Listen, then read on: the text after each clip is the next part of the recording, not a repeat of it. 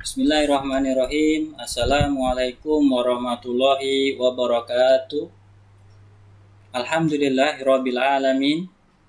Segala puji hanya bagi Allah Subhanahu wa taala, yang mana sampai saat ini kita masih diberikan kesehatan sehingga saat ini kita masih bisa dipertemukan walau hanya melalui daring atau online.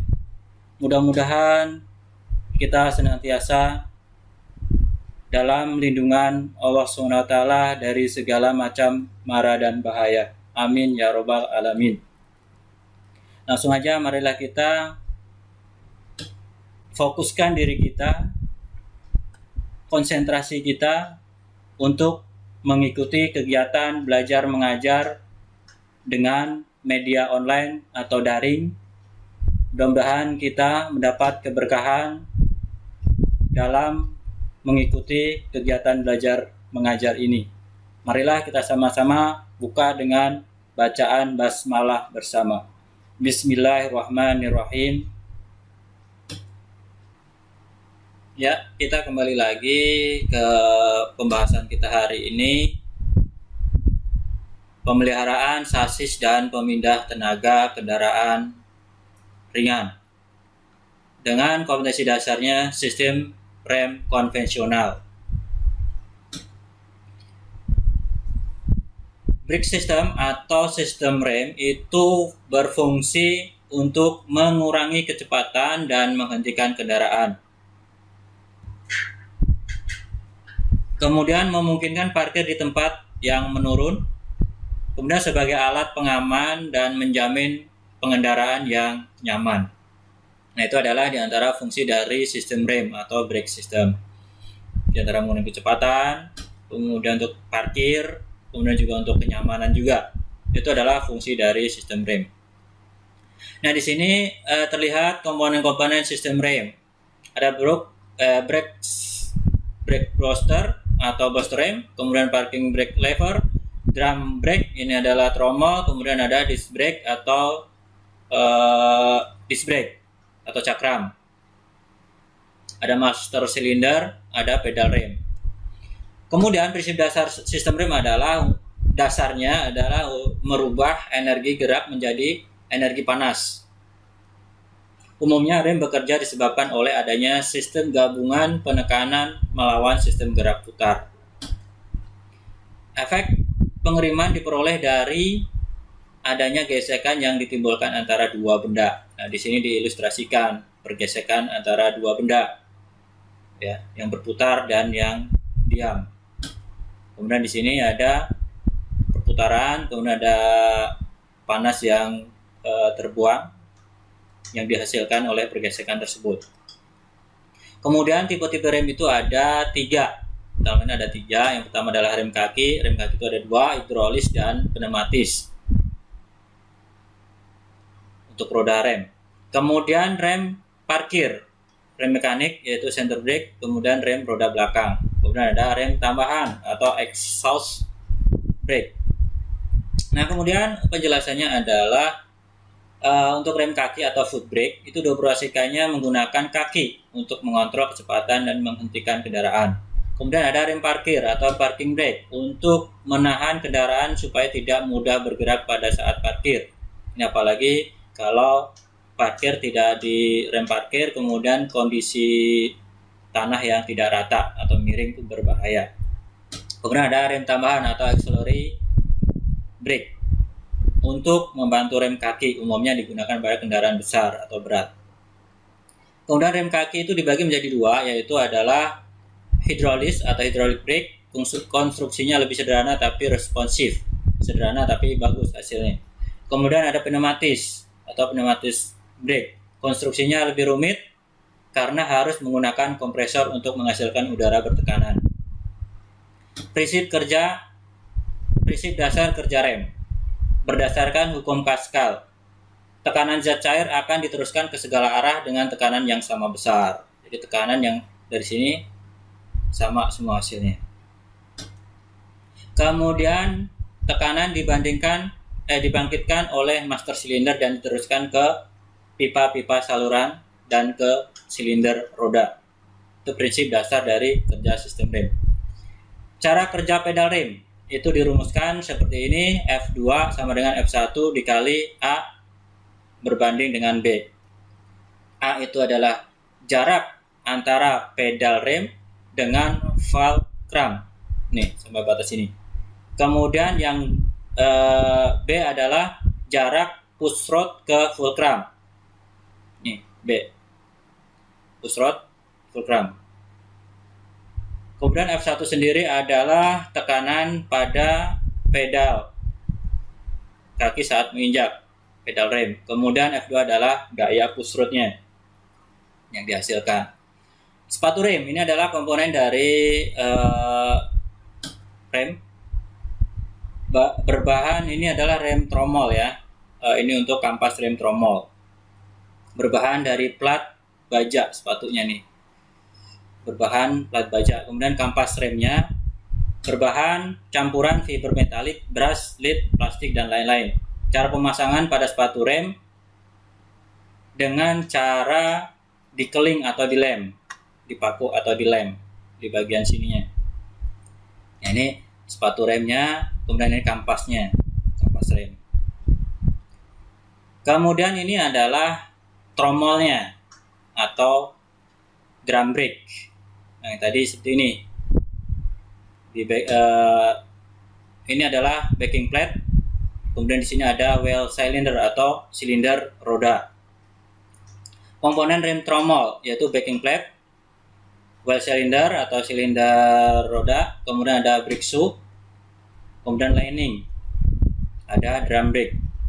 Catatan, ketika brake lining bergesekan dengan drum brake atau tromol, panas yang ditimbulkan dapat mencapai 200 sampai 300 derajat Celcius. Besar ya, panas. Kemudian celah sepatu rem. Celah yang tidak tepat dapat menyebabkan, jika terlalu besar akan menyebabkan keterlambatan dalam pengereman.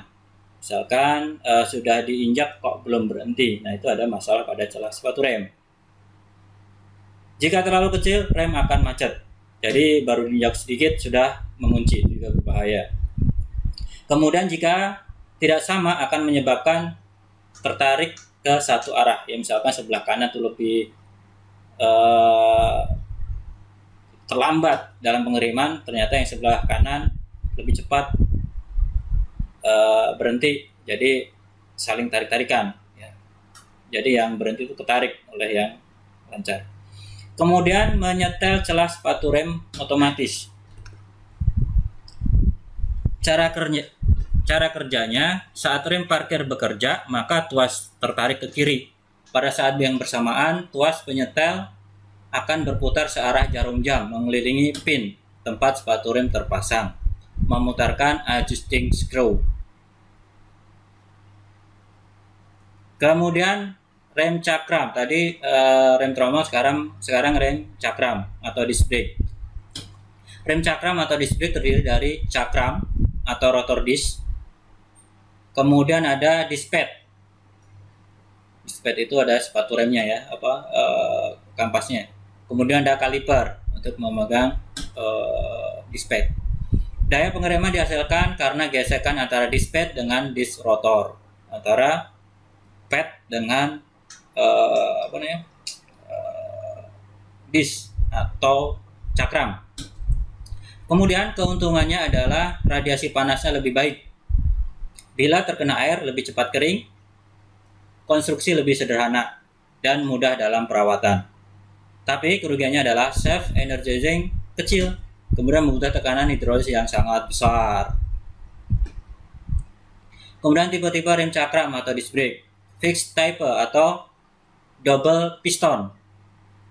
Nah, di sini ada pistonnya ada dua, kanan dan kiri. Ini kaliper, kemudian ini ada cakramnya, kemudian ini padnya. Jadi ada dua. Pada tipe ini daya pengereman didapat bila pad ditekan piston secara hidrolis dari kedua sisi. Jadi penekannya dia dari dua sisi, dari kanan dan kiri. Karena dia double. Kemudian tipe rem cakram atau disc brake floating caliper type. Dia menggunakan satu piston. Pada tipe ini hanya terdapat satu piston. Pistonnya ada di sini. Tekanan hidrolis dari master cylinder mendorong piston dan selanjutnya menekan disc. Ini tekanan dari sini, dia akan mendorong piston ini, kemudian mendorong pad di sini. Pada saat yang bersama, tekanan hidrolis menekan pad B, menyebabkan kaliper bergerak ke kanan dan menjepit cakram dan terjadilah pengereman. Kemudian disc brake atau disc brake pad atau pad remnya. Bahannya terbuat dari campuran metalik, fiber dan serbuk besi. Nih, yang disebut semi metallic disc pad. Kemudian celah pada disc brake, ini celahnya atau alur yang ada di sini dimaksudkan untuk menunjukkan batas ketebalan pada kit yang diizinkan. Jadi kalau masih dalam seperti ini berarti masih diizinkan, masih boleh dipakai.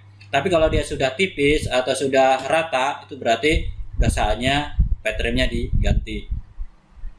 Kemudian di sini ada anti-squeal shim yang berfungsi untuk mencegah terjadinya bunyi yang menderit pada saat pengereman. Ya, jadi pada saat ngerem biar nggak bunyi berisik ya, cicit. Kemudian bentuk dari rotor disc. Bahannya terbuat dari besi tuang. Ada 3 macam rotor yaitu atau 3 disc. Kemudian di sini ada solid disc type, ventilate disc type, berlubang-lubang pada bagian tengahnya yang berfungsi sebagai pendinginan agar tidak terjadi fading.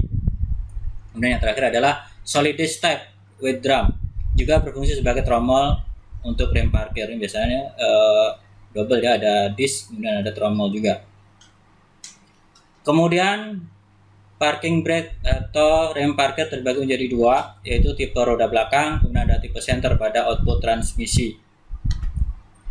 Cara kerjanya dengan menarik tuas rem parkir, maka rem bekerja melalui parking brake kabel, intermediate lever, pull rod, equalizer, parking brake kabel kiri dan kanan. Ini adalah rem. Nah, untuk selanjutnya kita akan perlihatkan atau kita tunjukkan secara video. Nanti kita lihat sama-sama video terkait dengan sistem rem. Bagaimana cara kerja dari sistem rem mekanik itu seperti apa, nanti akan kita perlihatkan untuk kita semua. Mudah-mudahan kita bisa memahaminya. Jadi tolong untuk diperhatikan dengan baik-baik. Mari kita lihat bersama-sama.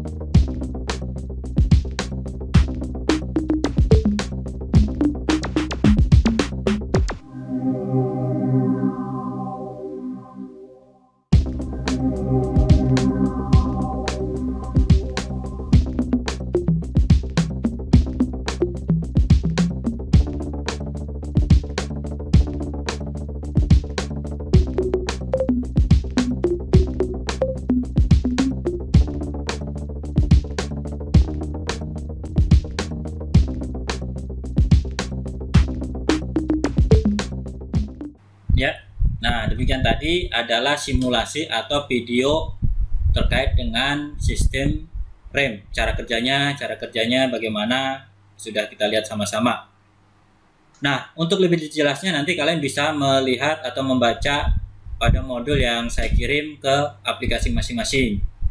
Kemudian di akhir dari modul tersebut ada tugas yang harus kalian kerjakan.